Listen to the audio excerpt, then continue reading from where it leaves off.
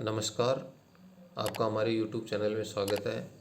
आज की इस वीडियो में हम कक्षा 8 के भूगोल पाठ्यपुस्तक का अध्याय 2 भूमि, मृदा, जल, प्राकृतिक वनस्पति और वन्य जीव संसाधन पाठ का अध्ययन करेंगे।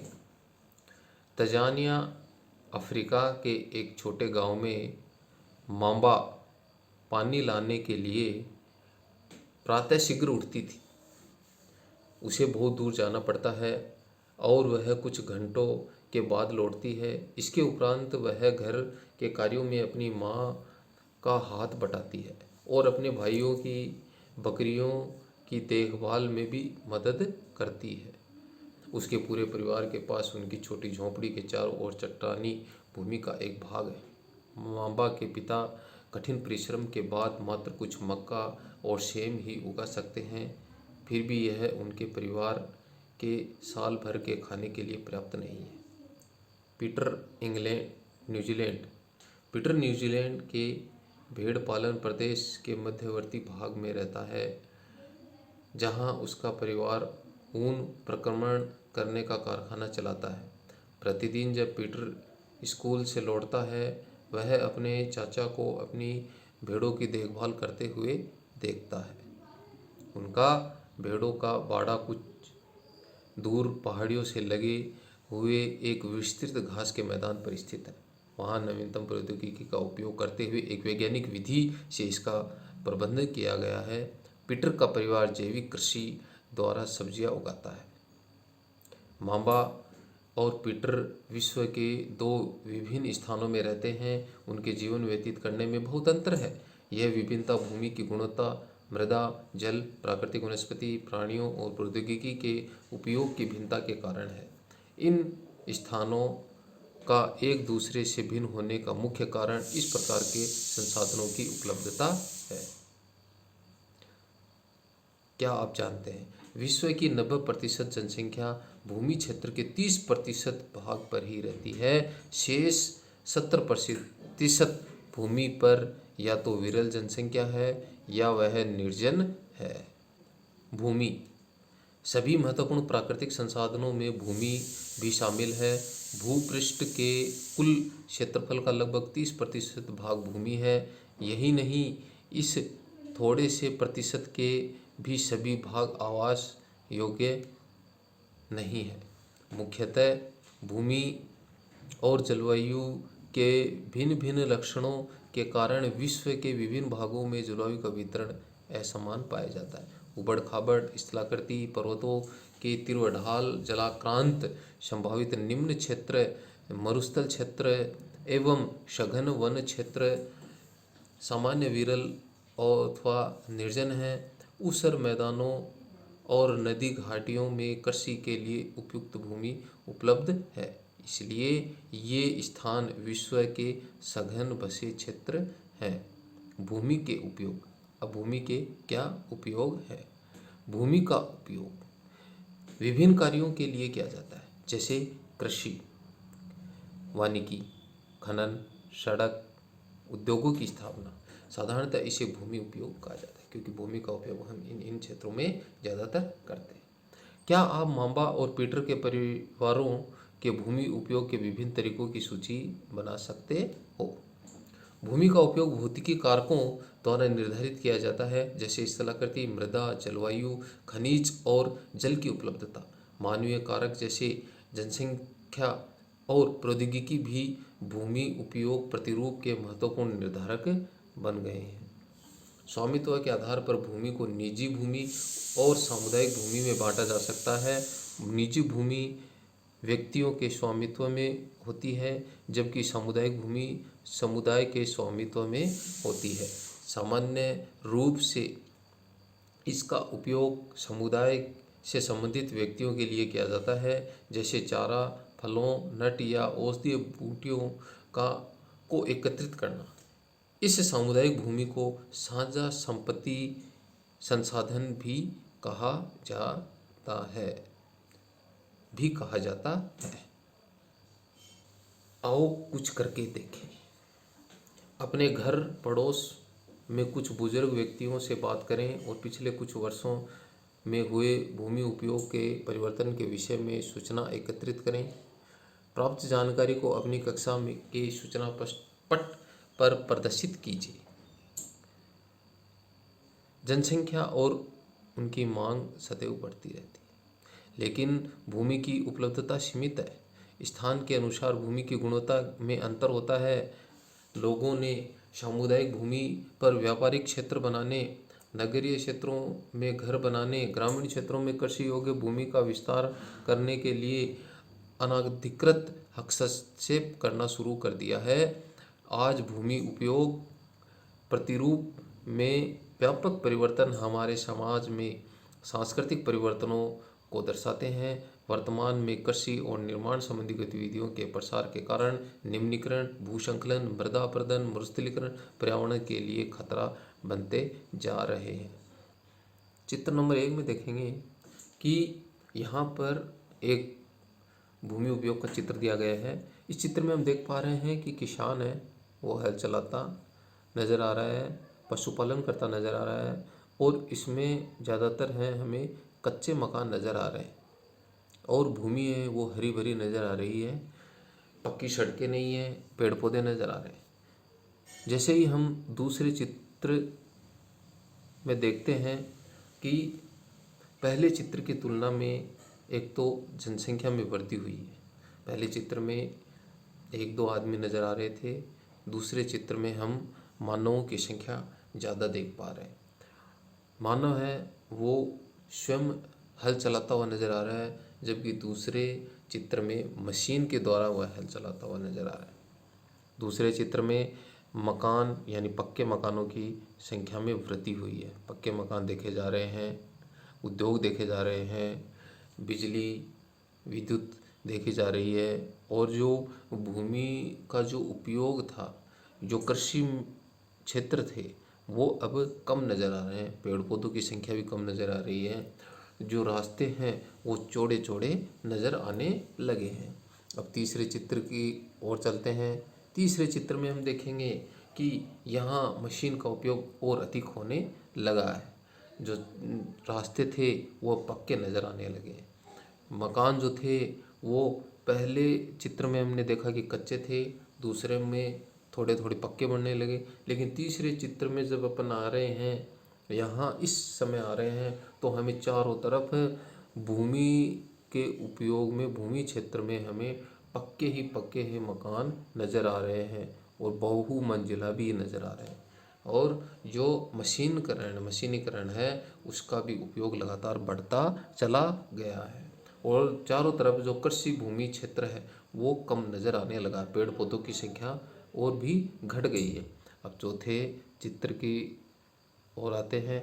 इस चित्र में हम देखेंगे तो हमें नज़र आने लग रहा है कि इसमें तो पेड़ पौधे नाम मात्र के नज़र आ रहे हैं, और जो सड़कें थी वो और भी चौड़ी हो गई हैं, सड़कों पर विद्युतीकरण हो गया है।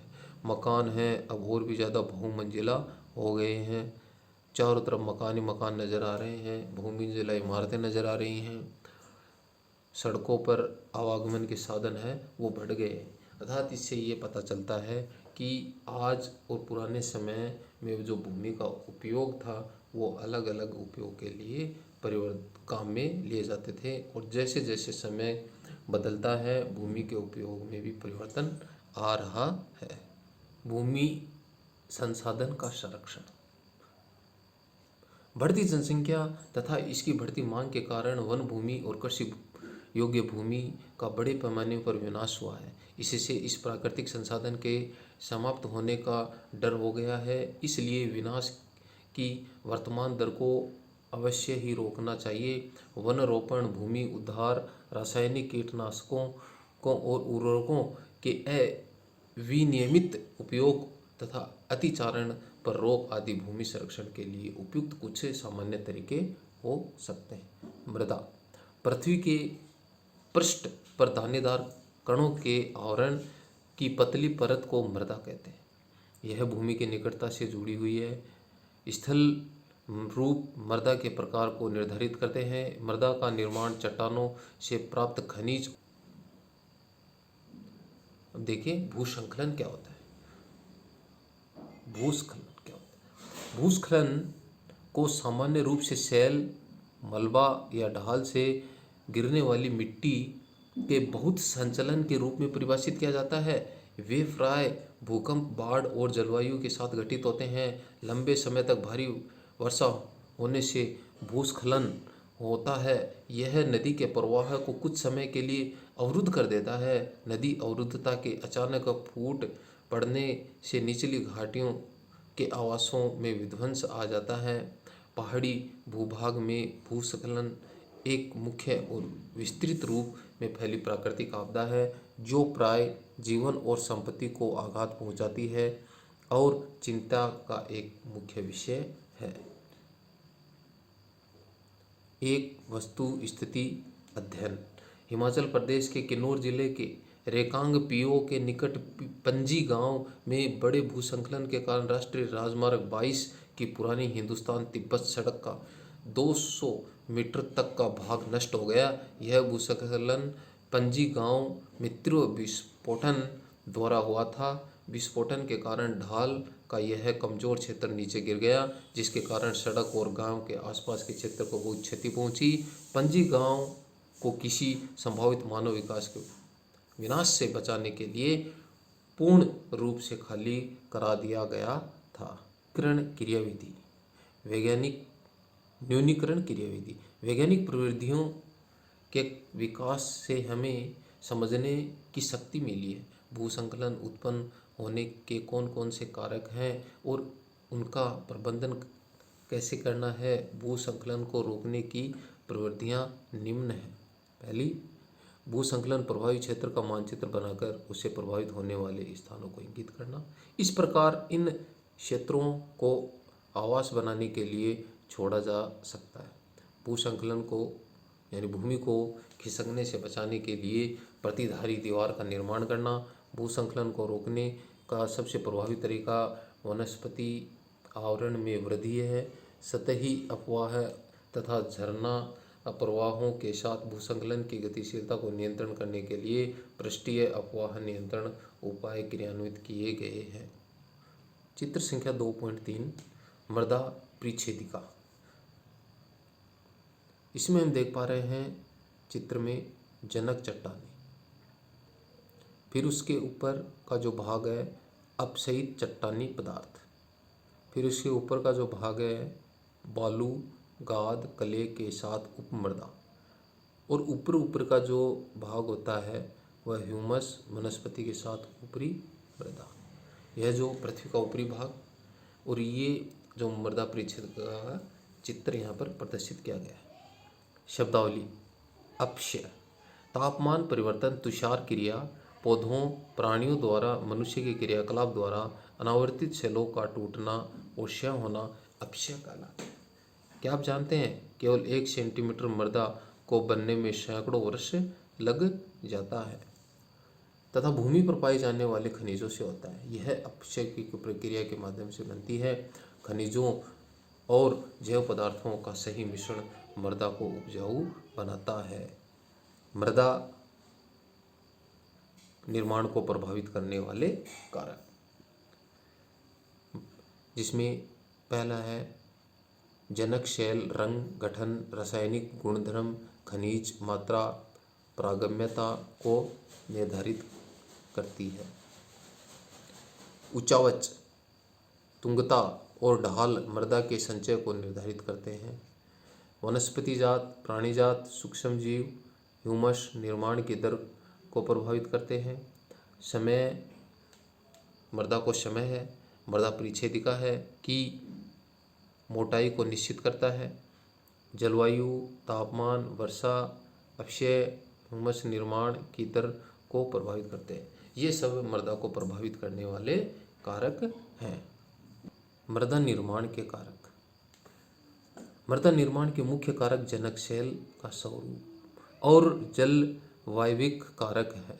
मृदा निर्माण के अन्य कारक स्थलाकृति, जैव पदार्थों की भूमिका और मृदा निर्माण के संगठन में लगा समय है। अलग अलग स्थानों में ये मृदा भिन्न भिन्न है। नेक्स्ट है मृदा का निम्नीकरण और संरक्षण के उपाय। मृदा अपरदन और क्षीणता मृदा संसाधन के लिए दो मुख्य खतरे हैं। मानवीय और प्राकृतिक दोनों ही कारकों से मृदाओं का निम्नीकरण हो सकता है।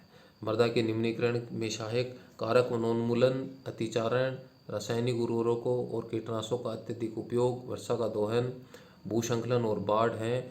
मृदा संरक्षण की कुछ विधियां निम्नानुसार दी गई हैं। क्रियाकलाप: भारत में जलोढ़, काली, लाल, लेटेराइट, मरुस्थलीय और पर्वतीय प्रकार की मृदाएं हो सकती हैं। विभिन्न प्रकार की मृदाओं की एक एक मुट्ठी एकत्रित कीजिए और निरीक्षण कीजिए कि वे किस प्रकार एक दूसरे से भिन्न हैं। मल्च बनना, ये मृदा संरक्षण की विधियां दी गई हैं। पौधों के बीच अनावृत भूमि जैव पदार्थ जैसे प्रवाल से ढक दी जाती है। इससे मृदा की आर्द्रता रुकी रहती है। इसे कहते हैं मल्च बनाना। वेदिका फार्म, वेदिका फार्म क्या है? चौड़े समतल सोपान अथवा वेदिका तीव्र ढालों पर बनाए जाते हैं ताकि सपाट सतह फसल उगाने के लिए उपलब्ध हो जाए। इससे पृष्ठीय प्रवाह और मृदा अपरदन कम होता है। ये चित्र 2.5 में दिया गया है। ये वेदिका फार्म जो चौड़े और समतल सोपान है और ये तीव्र जो ढाल है, ये आप देख पा रहे हैं। पहाड़ी जो क्षेत्र होते हैं, तीव्र ढाल वाले जो क्षेत्र होते हैं, उन क्षेत्रों में ये बनाए जाते हैं वेदिका फार्म। नेक्स्ट है समोच्चरेखीय जुताई। एक पहाड़ी ढाल पर समोच्च रेखाओं के समानांतर जुताई ढाल के नीचे बहते हुए जल को एक प्राकृतिक अवरोध का निर्माण करती है। चित्र संख्या 2.6, ये चित्र संख्या 2.6 में दिखाया गया है। जो तटीय जो क्षेत्र होते हैं, इन तटीय क्षेत्रों में पवनों की जो गति है, हवा की जो गति है, इसको रोकने के लिए चित्र 2.6 में समोच्चरेखीय जुताई का चित्र दिया गया है। इसमें जो पहाड़ी के जो ढाल हैं, इनमें एक रेखा के समानांतर और जुताई की जाती है, जो इस चित्र में के माध्यम से दिखाया गया है। इसके नीचे जो बहता हुआ जो जल है, इसमें एक प्राकृतिक अवरोध पैदा किया जाता है। इसको समोच्चरेखीय जुताई कहा जाता है।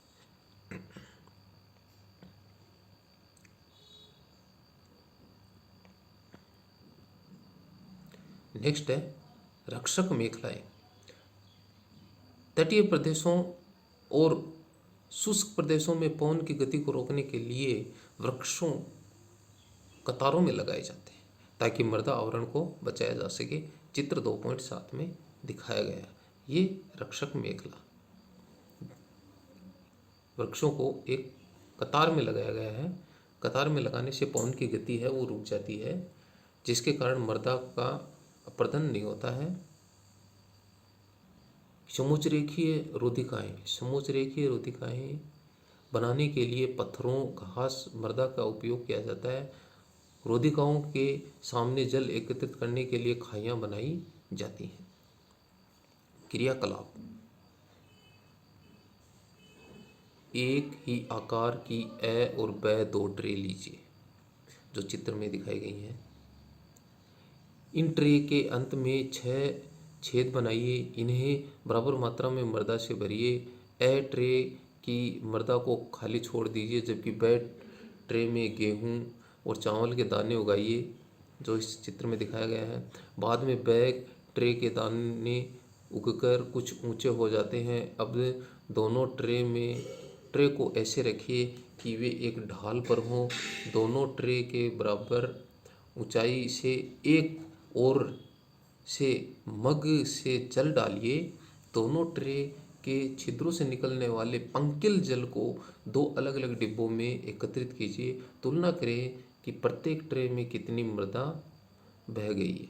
अब हम इस चित्र में देख पा रहे हैं कि दोनों ट्रे का जो जल है, अब हम देख पा रहे हैं कि दोनों ट्रे का जो जल है, ट्रे नंबर ए और ट्रे नंबर ब, इस ट्रे में मृदा में कुछ नहीं उगाया गया है और इस ट्रे में चावल और गेहूं के दाने उगाए गए हैं।